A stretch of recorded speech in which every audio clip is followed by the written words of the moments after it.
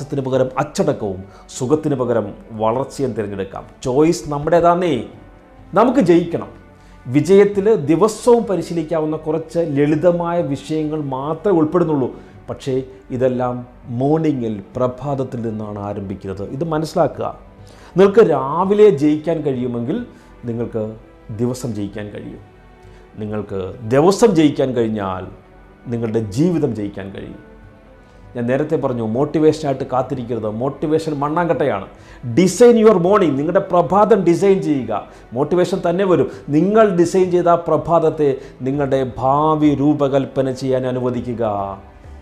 ഈ വിജയം, success magic കൊണ്ട് പ്രത്യക്ഷപ്പെട്ട് നിങ്ങൾ പ്രതീക്ഷിക്കരുത്. ഇല്ല എൻ്റെ സുഹൃത്തെ, അതങ്ങനെയല്ല പ്രവർത്തിക്കുന്നത്. നിങ്ങളുടെ പ്രഭാതം മുതൽ നിങ്ങളത് ഡിസൈൻ ചെയ്തുകൊണ്ടിരിക്കുകയാണ്. നിങ്ങളത് രൂപകൽപ്പന ചെയ്യുകയും ആഗ്രഹിക്കുകയും വേണം.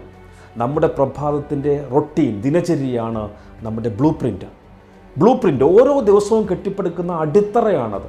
അതെത്ര ദൈർഘ്യമേതാണെന്നല്ല, അത് എത്രത്തോളം പർപ്പസ്ഫുള്ളാണ് എന്നതിനെക്കുറിച്ചാണ്.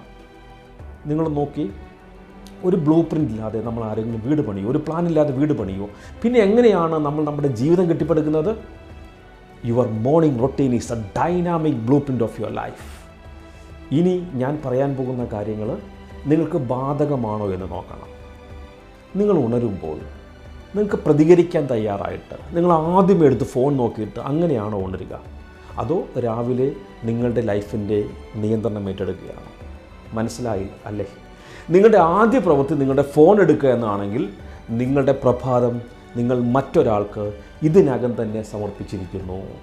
അവരുടെ സന്ദേശങ്ങൾ, അവരുടെ പ്രശ്നങ്ങൾ, their distractions, ഇവ നിങ്ങളുടെ ജീവിതത്തിലെ നിങ്ങളുടെ ദിവസത്തെ നിയന്ത്രിക്കാൻ നിങ്ങൾ അനുവദിക്കുകയാണ്. അത് സംഭവിച്ചു കഴിഞ്ഞാൽ